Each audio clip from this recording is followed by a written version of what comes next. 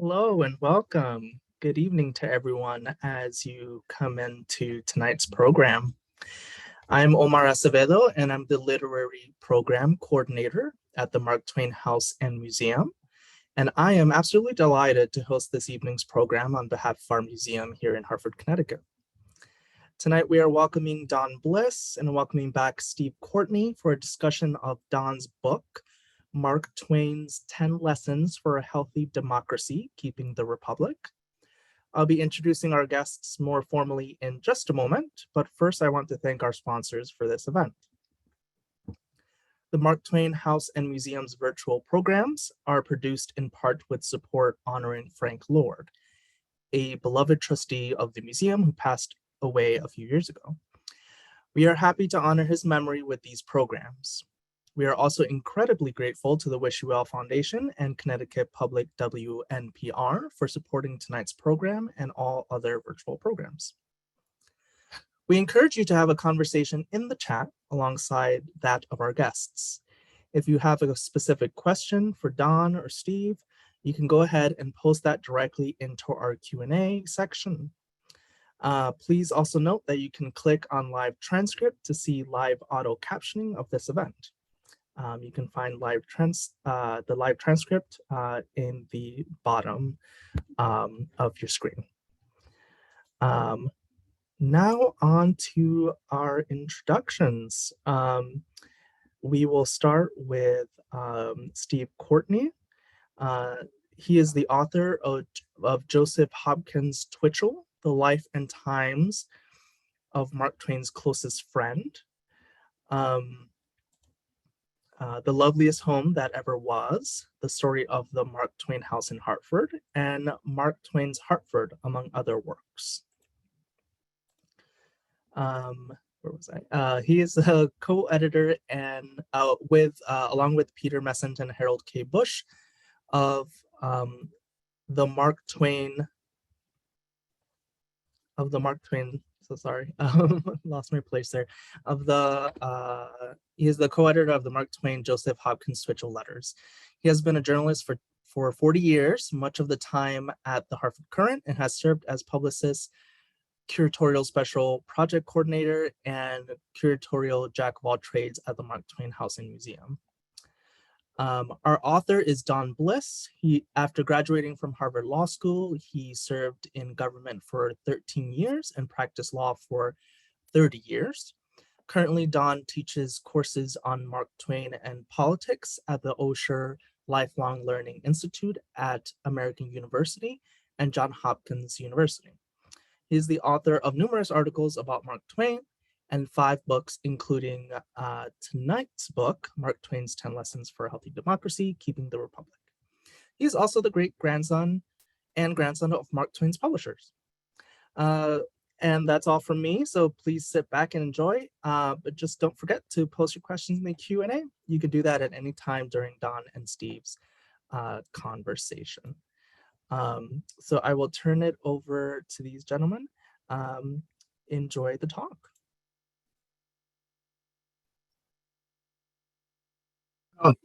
Thank you, Omar, and for your very nice introduction. We're here.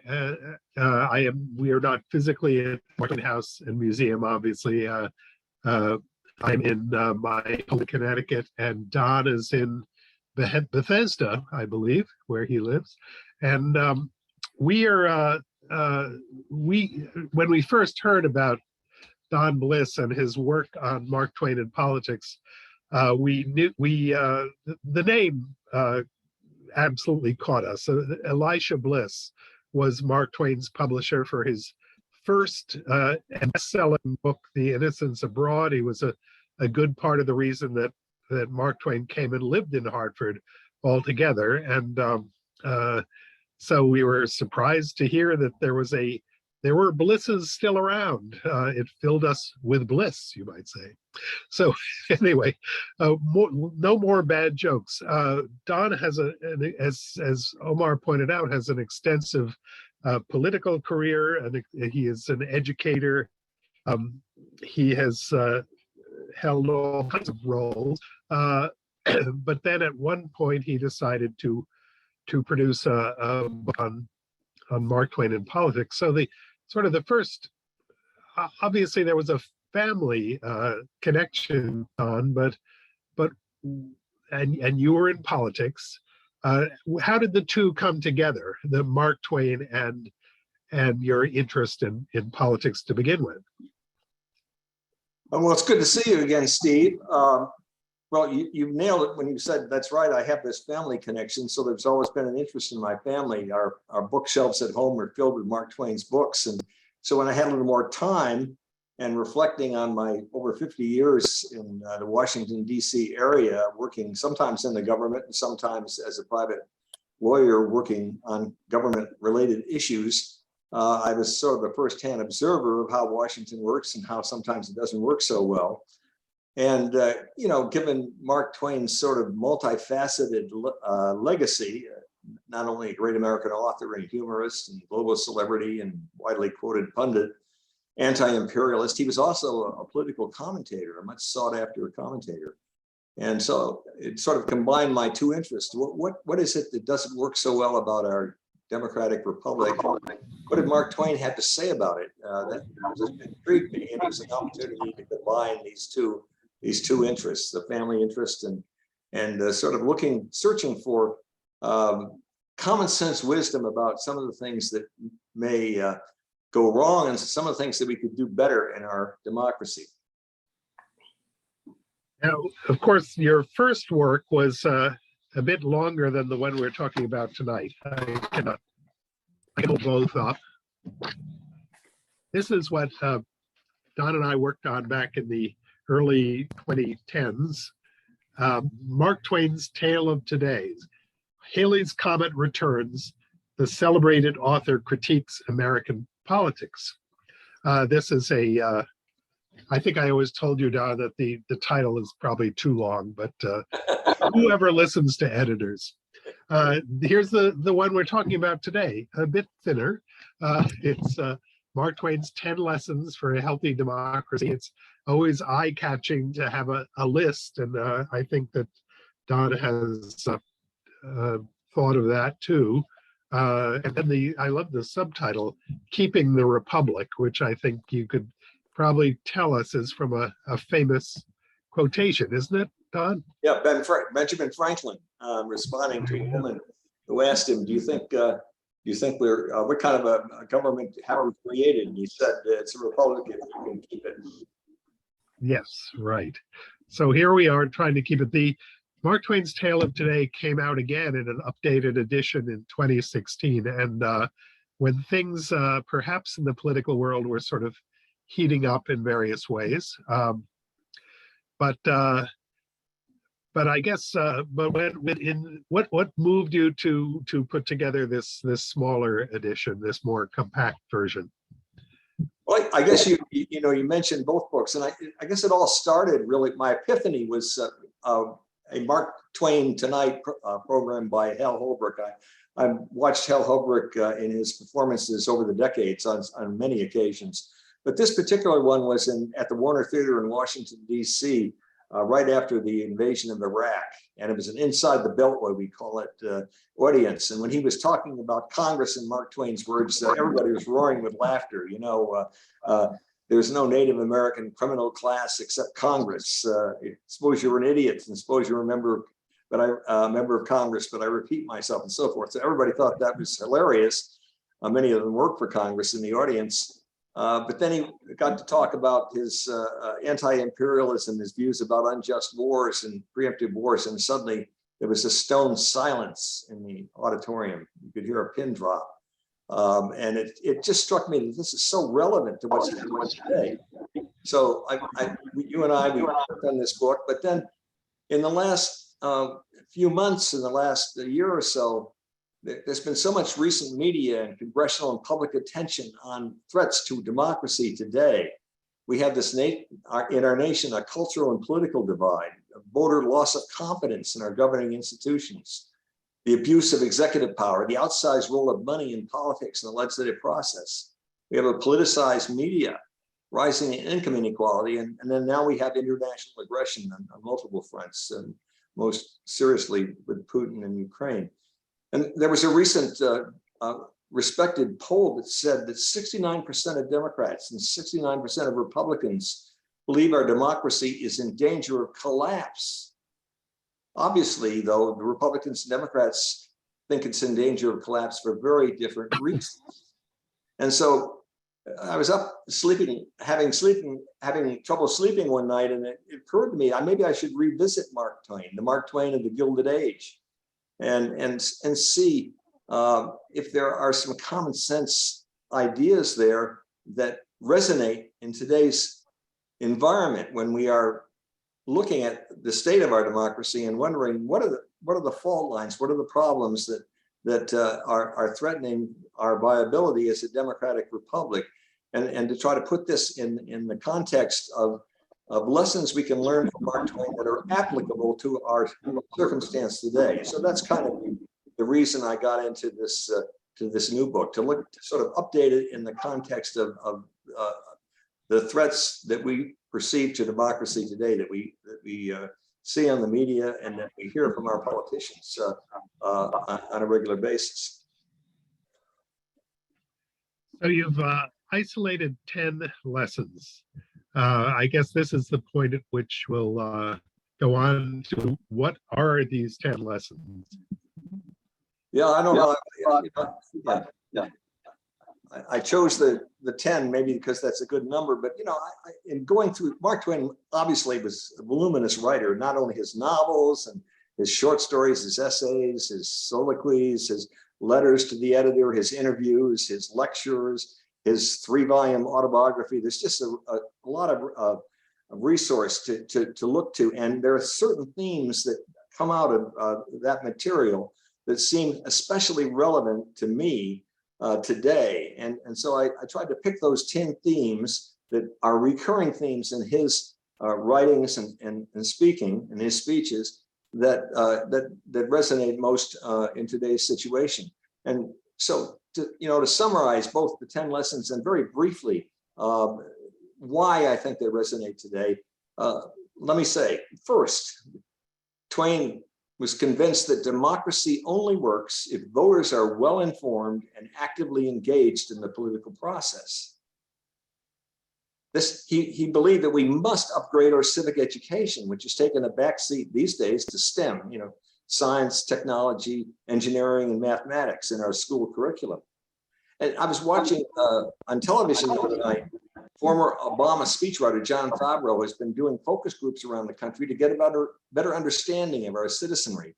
And I was shocked to see a television session with about 20 young, privileged Orange County, California voters. And not one of them could answer his question, who represents you in Congress? And when he asked who plans to vote in the midterm election, not one person raised their hand.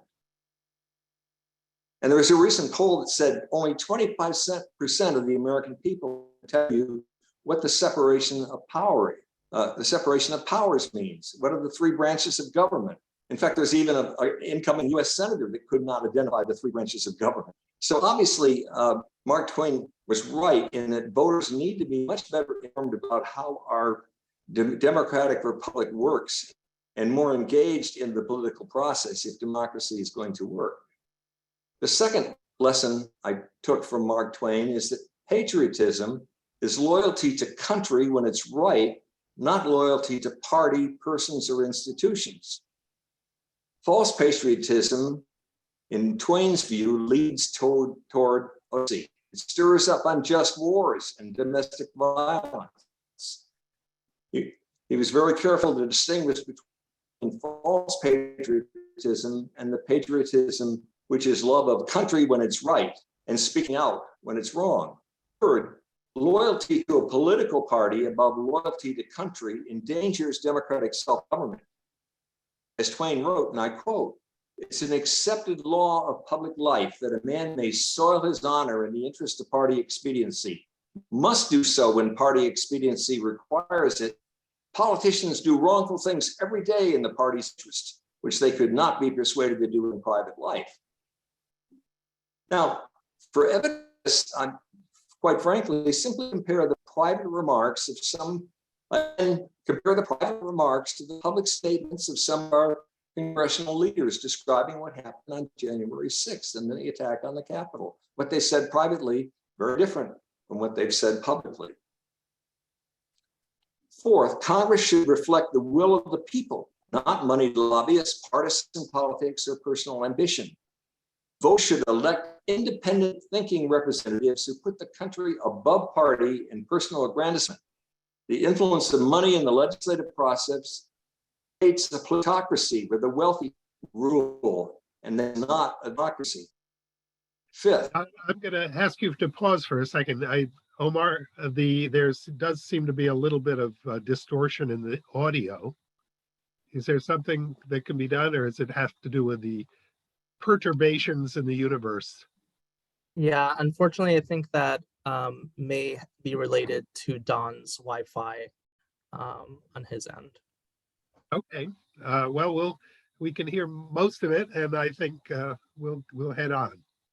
okay, I hope this comes through better. I'm not sure what I can do to fix it at this end, but the fifth test or fifth lesson is beware of government overreach, unaccountable bureaucracy, fiscal irresponsibility, and a flawed criminal justice system.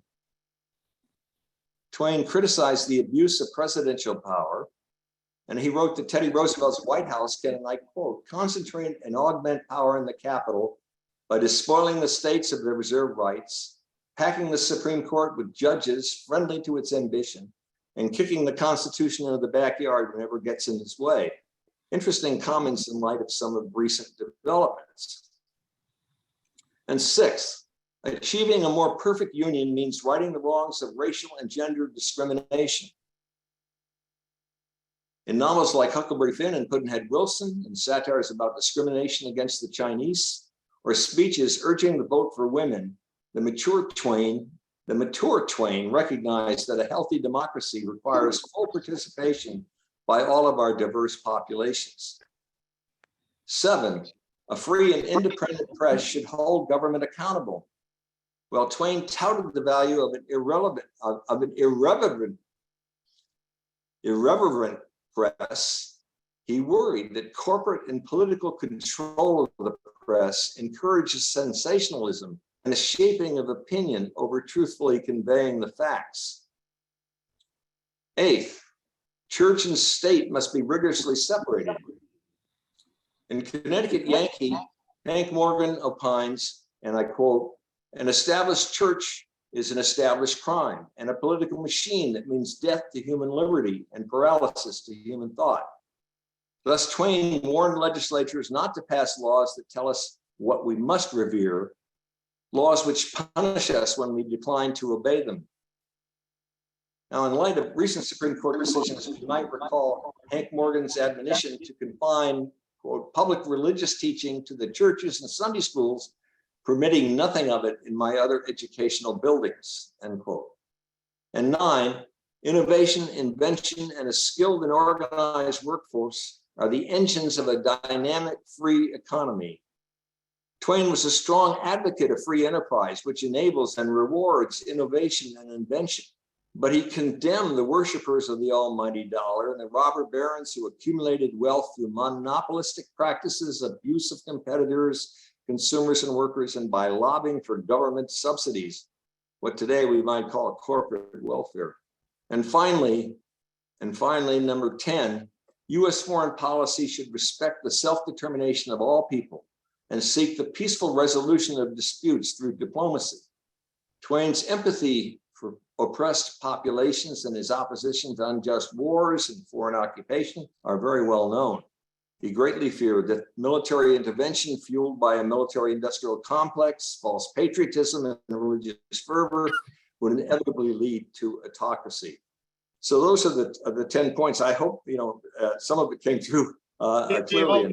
They all came through. The early ones had this slight audio problem, but the second half, perfect.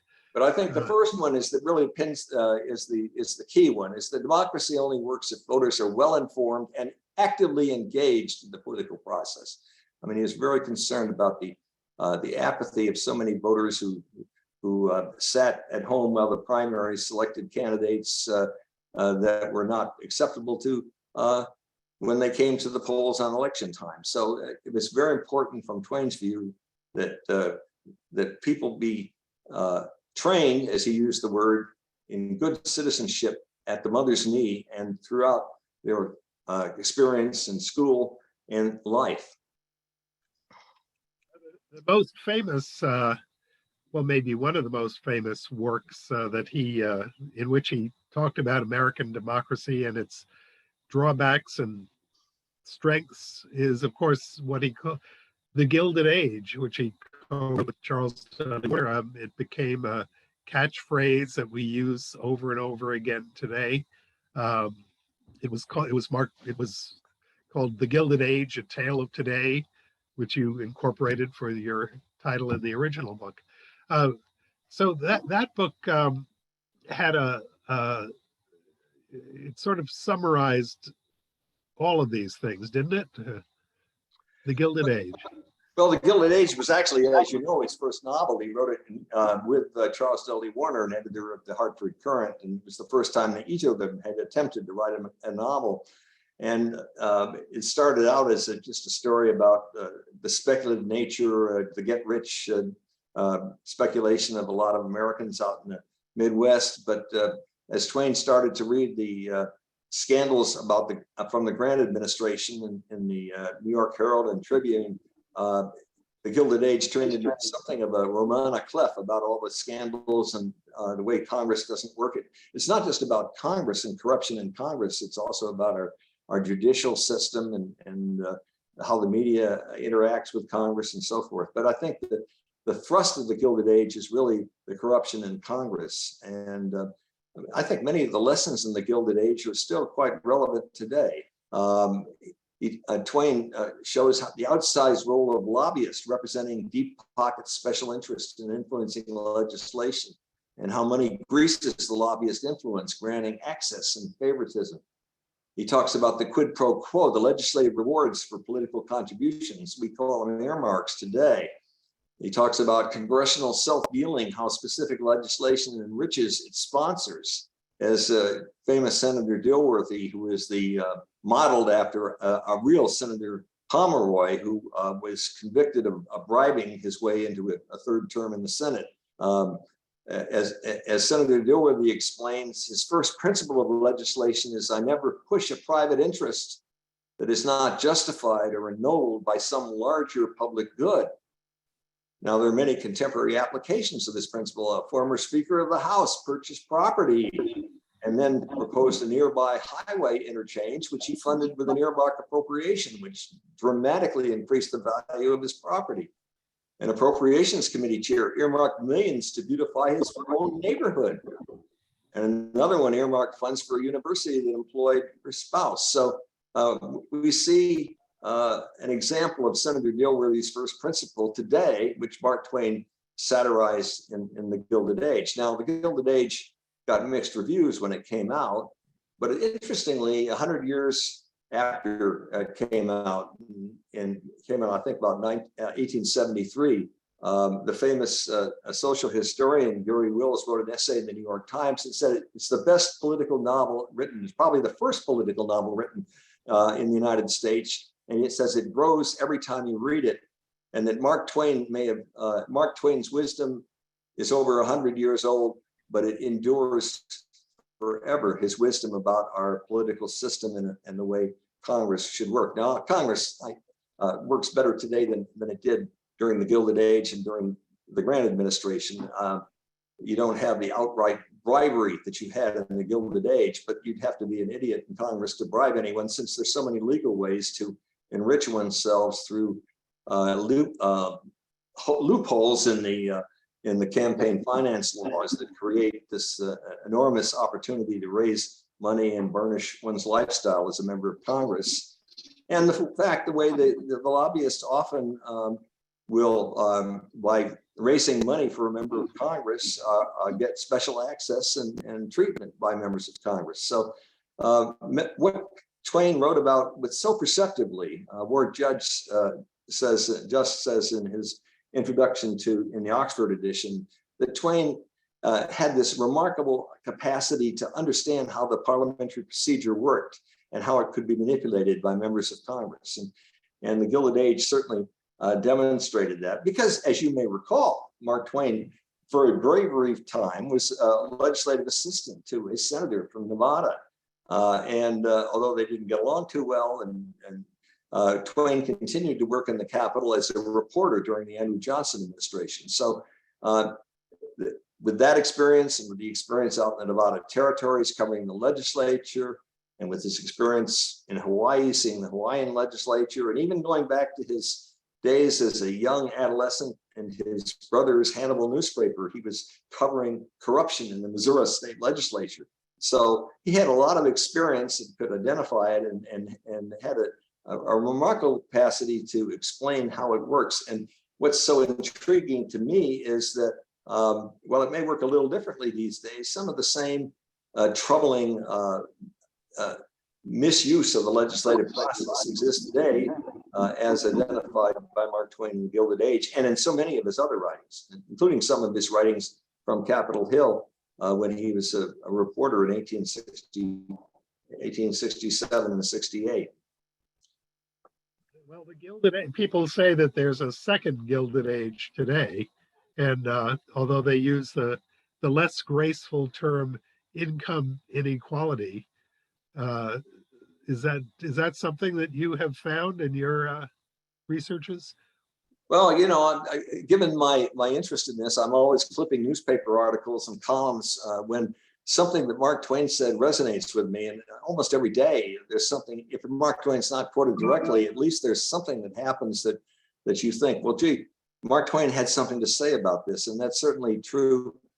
A number of columnists have said, we may be coming back to the Gilded Age. Income inequality has reached levels now which are comparable to the during the Gilded Age, when the robber barons accumulated all this wealth.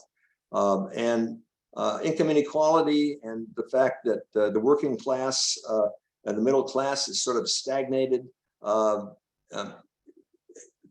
has created a lot of the concerns in this country that are reflected in the political divide that we have today. And in some respects, probably are the reason for the rise of a guy named Donald Trump, whose name does not appear in my book. But if you look at some of these lessons from Mark Twain's experience, they kind of teach you what the fault lines have been, and why people have lost confidence in our governmental institutions, why so many people have lost confidence in our governmental institutions, and what we can do about it. Of course, a lot of his statements are highly cynical. The only American criminal class, talking about Congress people as idiots. Now, does this, when you talk to your students, does this make them even more cynical and ready to throw up their hands and say, politics, forget it? Well, that's a really tough question, Steve, because, and it worries me a little bit, because when you explore some of these fault lines, it does make one a little bit cynical about government. But the wonderful thing about Twain is that in the end, and even though in the dark writings of his later period, in the end, there was always this feeling that, kind of like Winston Churchill, that democracy may be the worst form of government, but it's better than all the others. And you remember back in, what was it, about 1900, really after the turn of the century, he campaigned for a reform candidate in New York City against Tammany Hall. Seth Low is president of Columbia University, is a reformist, and they beat Crocker, the Tammany candidate. And Twain wrote Livy, and he said, this is what is so good about democracy, that we, the voters, can turn out the whole class, all of them out. We can turn them all out of office. This is why democracy is so much, it works. And he had a great faith in American democracy.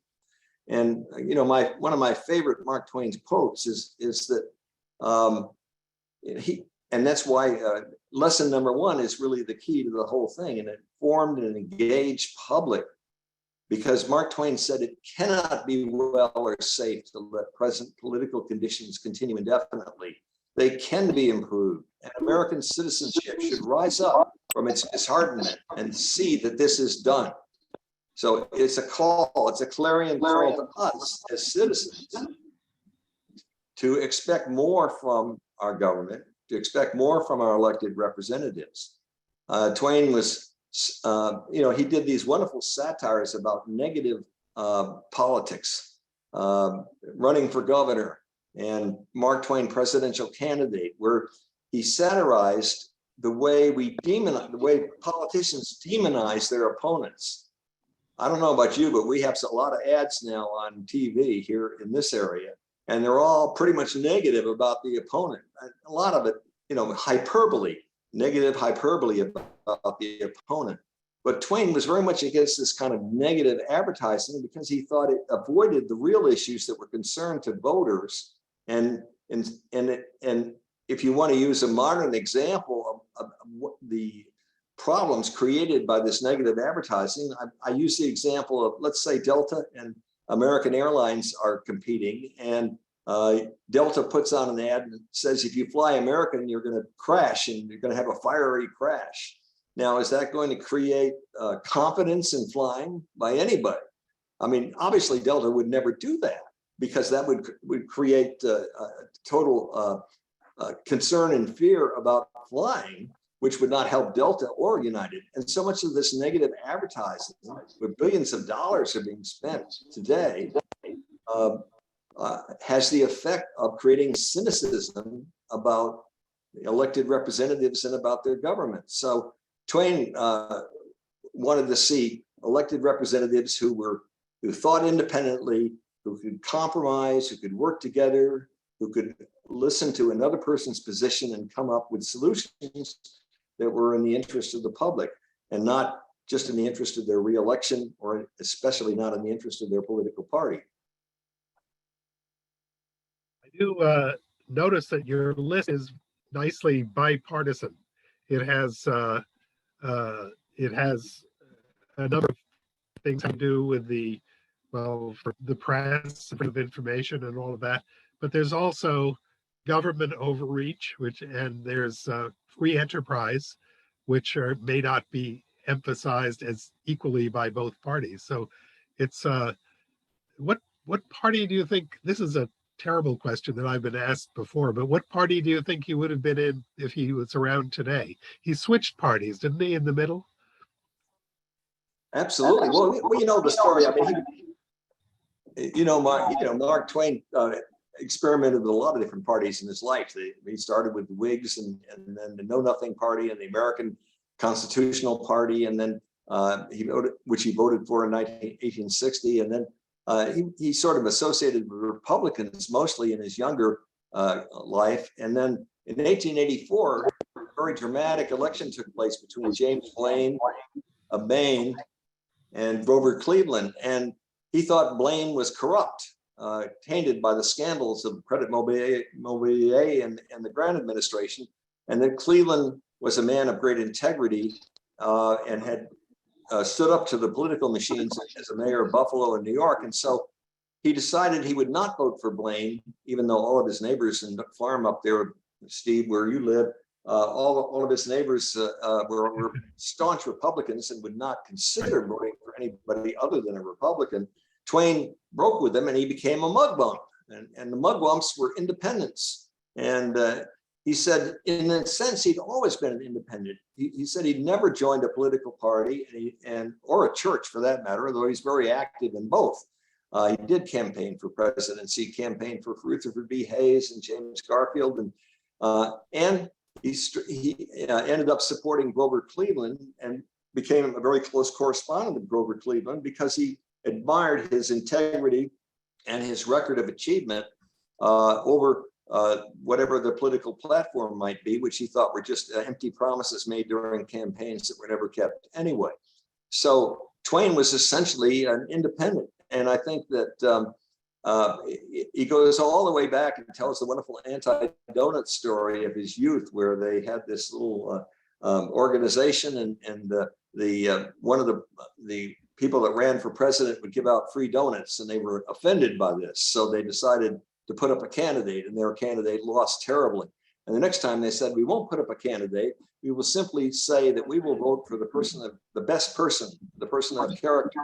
And after that, they won every election because they were the swing vote that made the difference.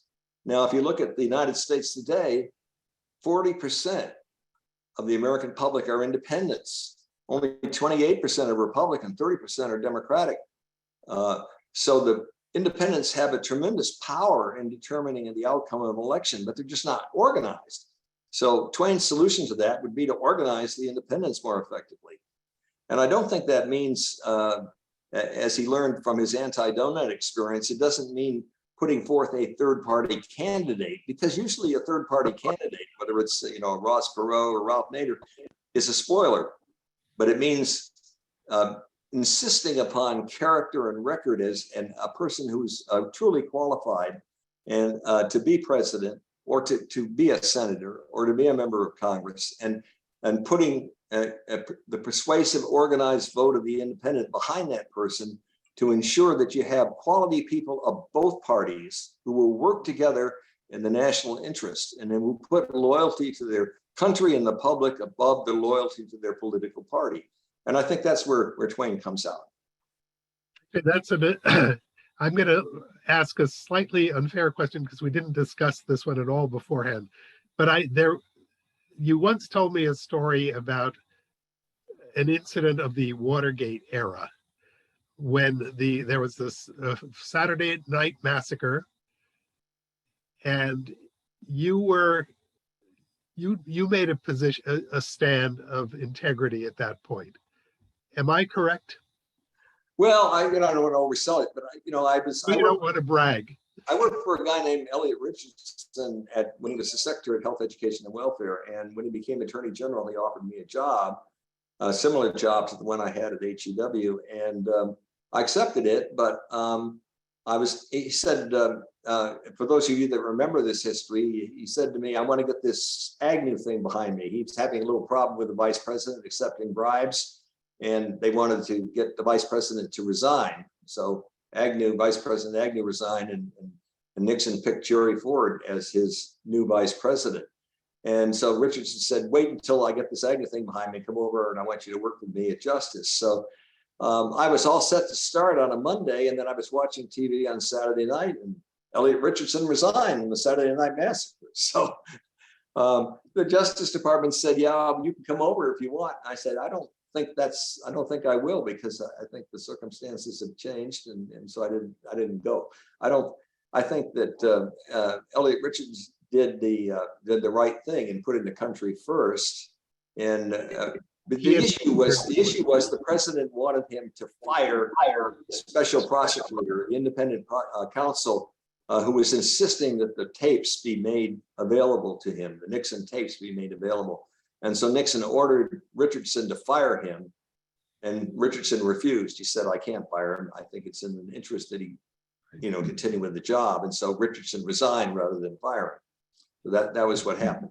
And I would say one of the unintended consequences, I guess, of that Saturday Night Massacre. Yeah, but you could have taken the job. So I know it's sort of a side trip in this conversation, but I think it illustrates the kind of thing you're talking about, when we're talking about integrity, about over party, and so on and so forth. I won't oversell it, but it's extraordinary. Thank you for doing that. Let's see, we're getting close to the question period, I guess, but let me see, did you want to give one last message or shill for your book? Well, again, I think that it's always fun, particularly for those of us who are fans of Mark Twain, to try to identify the things that he saw as a very astute political commentator. Here's a school dropout at 12 years old, no formal education. He did have that wonderful degree from Oxford, but that was honorary. And yet he traveled all over the world. He saw all different kinds of government, and he really had a very common sense view. Now, he used humor and he used his storytelling as the means by which he spoke truth to power. But I don't put a label of liberal or conservative on Mark Twain. I think he was an equal opportunity satirist. He's quoted by conservatives, he's quoted by liberals. There's something in Mark Twain for almost everybody. But I think What is fascinating is that human nature doesn't change as fast as technology. And he identified some of the flaws in human nature. He greatly feared, like some of the founding fathers, that our democracy wasn't going to last forever. It was a great experiment, but ultimately that it's in our bones to look to power, to look to autocracy, to look to monarchy. And like some of the founding fathers who revolted against monarchy, unlike our Canadian cousins, he feared that we would drift eventually toward autocracy and power. And he came up with some ideas about how to slow that process down. And I think that's what's so important for us today, because I think we see evidence that there is a threat to our democracy in terms of the emergence of autocracy, the abuse of executive power, and the way Congress functions that we need to address. And citizens, engaged and informed citizens, have to stand up and make the changes that are necessary. And Twain, was a great believer in the cyclical nature of history, that history repeats itself. And he said that on a number of occasions. I don't think he actually used the phrase, history doesn't repeat itself, but it rhymes, but that's often attributed to him. But he said the same thing in a lot of different ways. And I think we may be seeing some of the same flaws that we saw during the Gilded Age reemerging. And it's up to active and engaged citizens to stand up. And we have an opportunity in the next month to send a message. And it depends on Twain's view, the character of the candidates who are running for office and their record, not on what they promise, not on the rhetoric of the campaign, but what they stand for. And so I guess that's the lesson that I take from Mark Twain. And I hope that the American citizens will rise up and take back our country in that sense. Thank you, Don. You've done I think an extraordinary job in both books. The thicker one has a lot of stories of Mark Twain's own political life, but both are exceptional and I think a tremendous contribution to discussion. And as Don says, November 8th is the day when you can go out and exercise your franchise, and that's what we all need to do. I think, Omar, we may be at the moment where we can let other people into the conversation. Sure. We have a question from Bob Engelhart. What does Twain say about the rule of law? What does Twain say about the rule of law? Well, Twain had a lot of sarcastic things to say about lawyers, I might say. And there's a whole book that's been written about his satires of lawyers and the legal profession. But he was actually, he believed the Supreme Court and judges left their politics behind. And he said it was really important that they be neutral arbitrators of the law and interpret the Constitution and the law based on past precedent and and they leave their politics behind. And he believed that was the case of the Supreme Court. So in a sense, he believed in the rule of law as it was applied in a neutral way as arbitrators of particular cases or controversies, applying the law as it's been established by statute, by the Constitution, by statute, by the common law. He supported that, and but he said if the day ever comes when our judiciary gets politicized, we should dress in sackcloth and ashes. that would be the downfall of our legal system. So in a way, we're reading these days or hearing these days about people that are saying our Supreme Court has become too political. I'm not taking a position on that. Justice Breyer and other justices have maintained that the court really does do its best to adhere to its best interpretation of our Constitution, but they have very different views about how to interpret the Constitution and statutes. But I think Twain believed that in the rule of law, but he also was very concerned about the way in which lawyers and the way in which at lower courts would often veer away from the rule of law. And he was, as you know, a real critic of the jury system. He thought the jury system was an arcane and should not, particularly the idea of insanity defense, that if you were wealthy enough to hire a good lawyer, you could kill anybody you wanted because you could get off with the insanity defense, temporary insanity. And that was a big deal for him. So he was very critical of the jury system itself. And the corrupt judges, there's a very corrupt judge in the Gilded Age, which is based on a real Tammany judge. And so at that level, he was concerned about the corruption of the judicial system, but he believed in the integrity of it, and that it was important to maintain that integrity.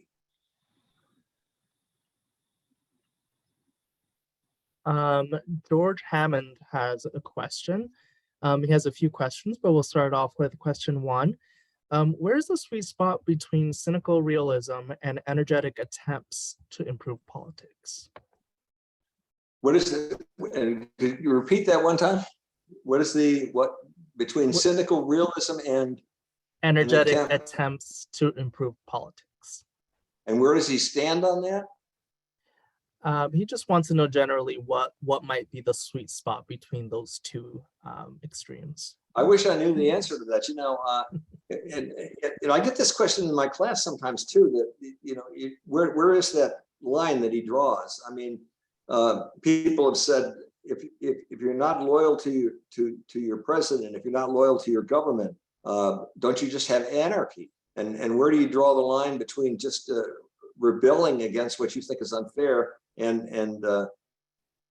pure anarchy, that everybody can have their own opinion and nobody can agree on anything? But I think that in the end, he was trying to get citizens to stand up and elect people of character who could work together and solve problems and not get engaged in this kind of party warfare that we see so often today. So I think no one never thought that Mark Twain was a model of consistency. I mean, he once said the gospel of consistency is change. He was always changing his views about things. He thought that was very important, to be able to change your views about something depending on the circumstances that change. So I think that he was looking for a better way our democracy could function. And sometimes, he chose a very hyperbolic and sardonic approach to try to get people's attention to that. But I think in his heart, he really wanted to see this democracy work well. Another question that we have is from Richard Galt. Richard thinks that being informed is not enough. How can people promote truthful government?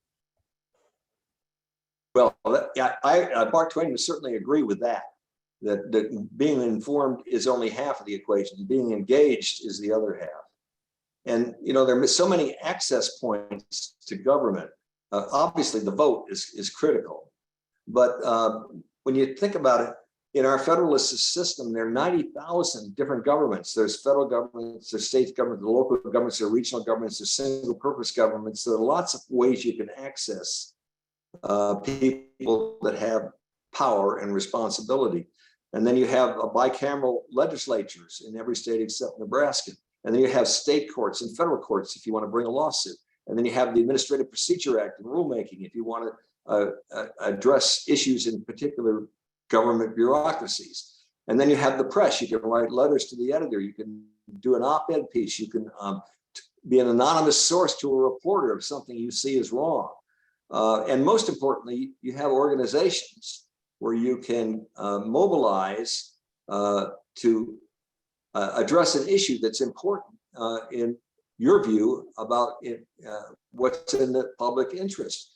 As Twain said, the secret to engagement is organize, organize, organize. And that's not just at election time, it's all the time, holding your elected representatives accountable. So there are many acts. The one thing about our fragmented structure is that there's so many access points to have influence. Now, it's tough with how many 350 million people to say, well, what can I as one person do? Well, not, but if you organize in a group, you have a little more power to do something. So he was very committed to the engagement. He certainly showed that in his own life. I mean, he was a citizen policeman. He was constantly writing letters to the editor, speaking out against safety in the railroads, safety in maritime, the overcharging by taxi drivers, the inhumane treatment of animals, you name the subject. And he was a citizen enforcer because he believed that citizen engagement was a more effective way to promote safety for workers, for consumers and products, and also through organized unions to protect the rights of workers, than government bureaucracy. He thought citizen engagement was a more effective way to achieve results than depending on a government regulation or bureaucracy to try to achieve the same result. And the extent that you are more engaged, that citizens stand up for their rights, then you need less regulation, because you will get the responsiveness you need both from the government and the private sector through that citizen engagement. That's negating the need for a lot of the heavy hand of government to step in. Yet he did say, he once wrote to his friend Joe Twitchell, who had signed a political statement in the newspaper, among many other signers. He said, "Joe, stay out of the sewer that is party politics." So he could go both ways, right? Oh yeah, I mean, there's plenty there for everyone, I think. We have another question from George. This is more of perhaps a theoretical question. What if our senators represented a political position rather than a geographic area? So that different political positions were all represented rather than having an incentive to, quote, send money back home. Well, in effect, you have, when you vote for a senator, I suppose you are trying to pick one that represents a political position that most closely aligns with your interest. From Mark Twain's view, you want to make sure that it's a person, a character that will live up to that, whatever promises or policies he or she advances. I don't know quite how that would work, but right now with the geographical, there's a lot between rural and urban, between south and north. You have a geographical divide that in some respects reflects different political positions in the country. And so for people that represent a rural area in the south probably have a very different political view than people who represent an urban area in the northeast. So in a sense, you do have that political diversity. It's interesting, there was an article to a totally different subject in a way by Alexei Navalny, who is in prison in Siberia as an in the opposition to Putin in Russia. And he wrote a piece on the Post where he said that the problem with Russia is the presidential system. It puts so much power in the president. There's no voice offering different policies or different alternatives, that they're all, dissent is crushed. And you need a parliamentary system, a parliamentary republic system where all the voices can be heard, the different policies can be heard, and they can work through them through the parliament, rather than create all this power in a president that can lead to autocracy and suppress dissenting or different points of view. So it's kind of interesting that, in some respects, some of the parliamentary systems offer a better opportunity for people of different political points of view to work together to try to solve problems than a centralized system like we have in our country, where there is the potential, at least as Twain saw it with Teddy Roosevelt and others, for the abuse of power in the executive and the presidency.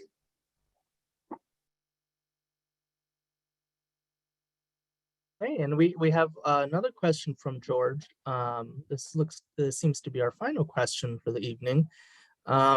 Could you comment on Twain's attacks on King Leopold? Twain was certainly an anti-imperialist. So any comments on those attacks on King Leopold? Well, I think it's was fascinating about Mark Twain is how his positions evolved over the course of his lifetime. And I think when he faced bankruptcy and had to do the round the world lecture tour, he witnessed firsthand, and this is why he was such a believer, that you had to travel and see other people and see other cultures. And that gave you an appreciation for what's really important and what may be just superficially a product of your particular culture or environment. But when he saw the oppression in Australia, the Aborigines and the Maoris in New Zealand, and the colonialism in India and the South African and the Boer Wars and so forth, he developed, and although I think some of this goes even back earlier to his trip to Hawaii, the Sandwich Islands, where he saw the different culture and how it functioned and how the missionaries tried to suppress it. So he became such a strong advocate for the oppressed. And when he saw what was going on in the Congo, where they would, King Leopold's personal control of the entire Congo and developing the rubber, if the natives didn't come in with their quota for the day, they could lose their hand. Or if they didn't account for every bullet that they were given, they could, and so Twain, of course, wrote the famous soliloquy, King Leopold's soliloquy. And I think Booker T. Washington said that there's probably nothing in Twain's experience that aggravated him more than what he saw, the oppression he saw in the Congo. And but it was not just in the Congo. I mean, he saw it in the Tsarist Russia, where he was a supporter of Tchaikovsky's brother, who was raising money for a revolution in Russia against the Tsar because he thought he was the most oppressive autocrat in the world.